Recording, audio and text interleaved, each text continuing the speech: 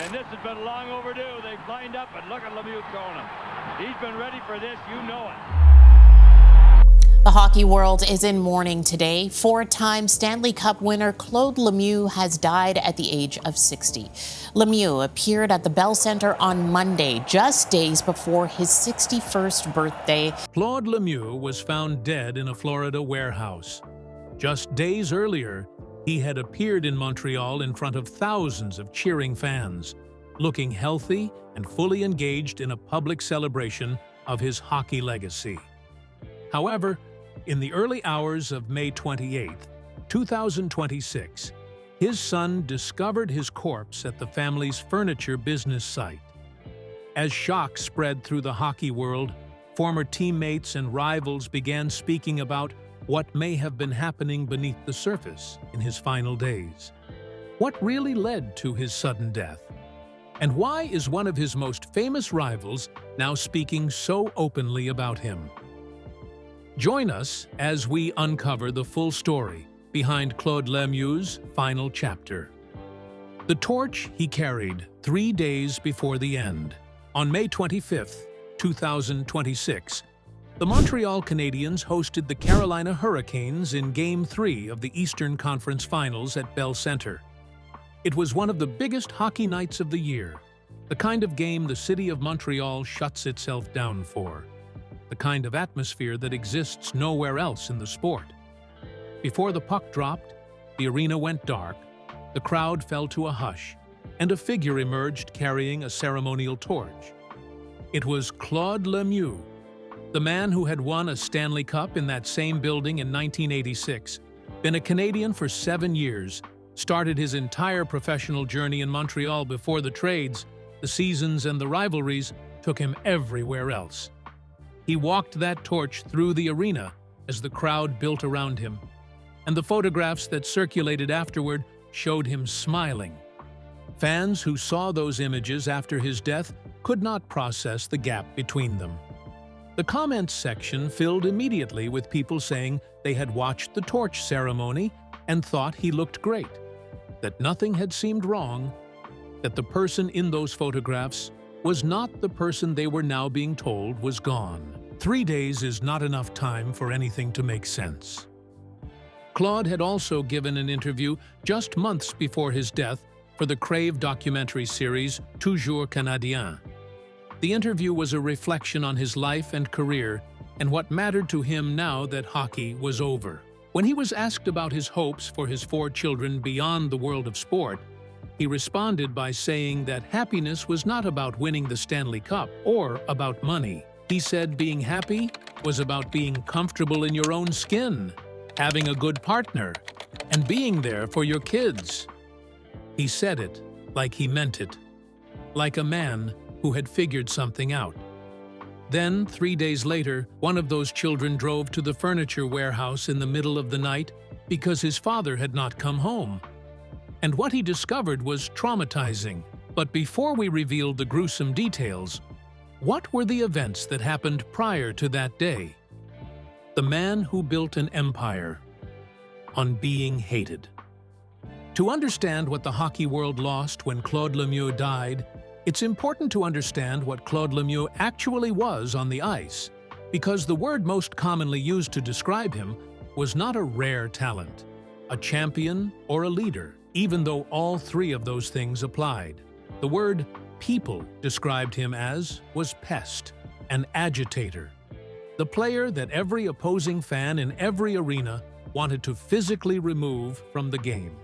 He was drafted by the Montreal Canadiens in the 2nd round of the 1983 NHL entry draft and made his NHL debut that same year.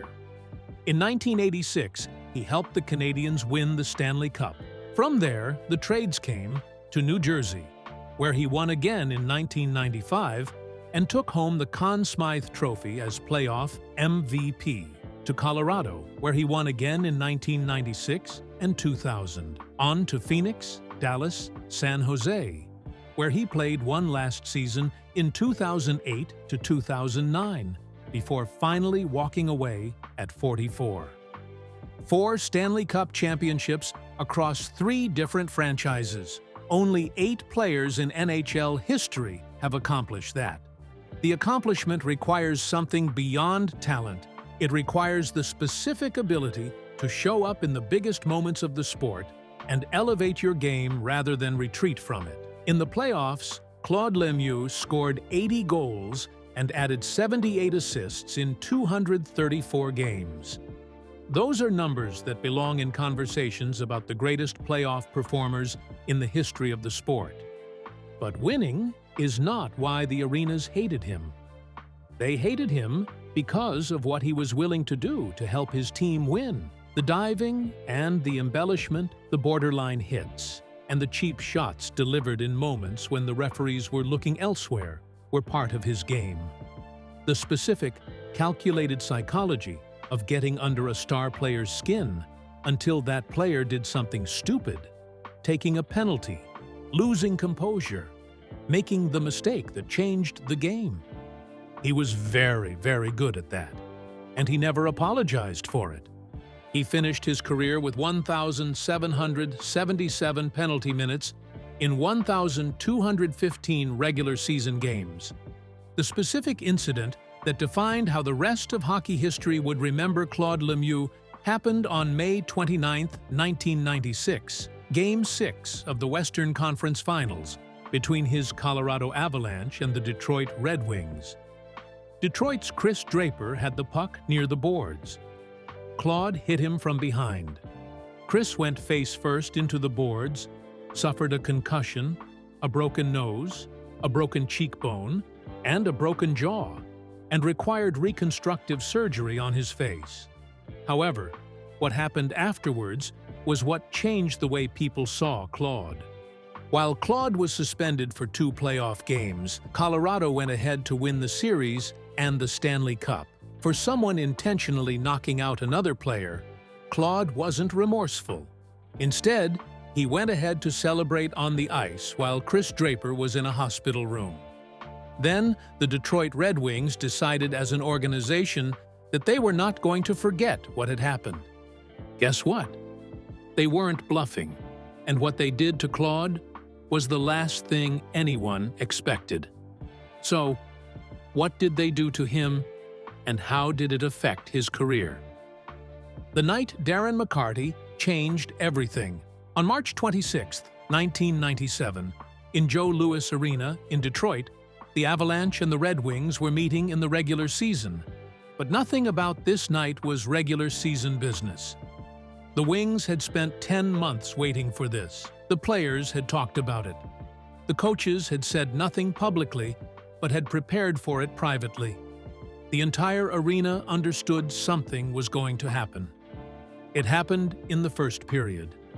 Darren McCarty found Claude Lemieux in the middle of the ice with everyone watching. What followed was not a hockey fight. Hockey fights have a specific structure, a kind of agreement between the participants. What Darren did to Claude was an intense beating. He threw punch after punch while Claude went to his knees, trying to protect himself. With onlookers stunned, the benches in the stadium emptied instantly, and the building shook with noise. Claude still likes to point out, years later, the prodigious bump on his skull left by Darren's knee. The scars from that night stayed visible for decades. Patrick Roy had his own from the same brawl. Chris Draper still has the indentation in his cheek from what happened the previous May. 9 fights in that one game, 148 penalty minutes. It became known in hockey circles as Fight Night at the Joe, one of the defining games of the sport's toughest era. A night when the accumulated fury of 2 franchises that genuinely despised each other reached its physical limit and went past it. Darren became a Detroit folk hero. The building loved him for it.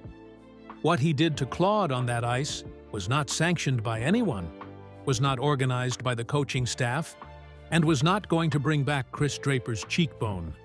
But it was a statement that the Red Wings made with their collective body about who they were and what they were willing to do for each other, and it resonated. Claude, for his part, embraced what that rivalry had made him. He was not a man who shrank from his reputation. He had built his career on being the person other people wanted to destroy on the ice. And he understood that the violence of that 1997 game was the consequence of choices he had made. He lived with that consequence. The bump on his skull was proof. From that point forward, whenever those two teams played, and they played for Stanley Cups in 1997, 1999, 2000, and 2002, the Claude-Darren dynamic was the subtext. Everything that happened between Colorado and Detroit carried the memory of what happened on March 26, 1997. So, while they combined to win 5 Stanley Cups between 1996 and 2002, the rivalry that started with a dirty hit became one of the most consequential in the history of the sport. So, what was the aftermath of everything? What happened after the game was over? Claude Lemieux retired for the first time after the 2002 to 2003 season with Dallas. He was not finished with hockey, though. In 2005, he became president of the ECHL's Phoenix Roadrunners, a position he held for 2 years. Then, in 2008, he came back to the ice one more time, playing a single season with the San Jose Sharks at 44 years old, one of the oldest players to appear in an NHL game in the modern era. He announced his final retirement in 2009, telling the press he was thankful to have had the career he had, and acknowledging that time had gone by very fast. He had played for a long time. He had won more than almost anyone. And he was done. What followed was the business of building a life after the one thing that had defined you for 26 years. He and his wife Deborah built a furniture company called Andros Home in the Lake Park area of Florida, a high-end showroom that Deborah had helped establish, and that Claude had become a co-founder of alongside her. The business had an Instagram presence, hosted events, carried a profile in the South Florida luxury furniture market. It was a real operation, built with real investment and real work. His son Brendan, named for Brendan Shanahan, Claude's former Devils teammate, had followed his father into professional hockey. Claude had initially tried to steer him away, worried about the pressures of being a second-generation player with his father's reputation preceding him everywhere. When he saw that Brendan genuinely had the skill and the desire, he relented and eventually coached him himself in minor hockey. Brendan played in the NHL. He is currently playing for HC Davos in Switzerland's National League. Claude Lemieux was, in the years after hockey, what the documentary interview suggested, a man who had made peace with the player he had been and was focused on the family he had built. He talked about happiness as being comfortable in your own skin. He talked about being there for his kids. 3 days after he carried that torch into Bell Center, none of that was visible from the outside. So, what exactly happened the night he was found?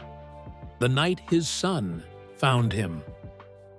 The Palm Beach County Sheriff's Office responded at 3:23 in the morning on May 28, 2026. Deputies arrived at the Andros Home Showroom on North Congress Avenue in Lake Park, Florida, the furniture business that Claude Lemieux had co-founded with his wife. The business had been secured. The rear warehouse had been located.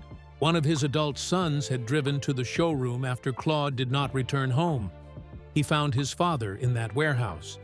The Palm Beach County Sheriff's Office confirmed that Claude Lemieux was found deceased by self-harm. He was just 60 years old. Andros Home's Instagram account posted a statement the same day, calling him an extraordinary presence whose vision, generosity, and big heart had shaped the company and every relationship around him. The business said its immediate focus was supporting the Lemieux family. That sentence, the business saying its focus was the family, was both the appropriate thing to say and the most inadequate way to describe what that family had just walked through. His son Brendan posted 2 words on Instagram: "I love you, Dad."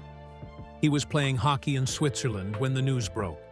He was the first member of the family to break their public silence. 2 words. It was all there was to say. The NHL Alumni Association described itself as devastated.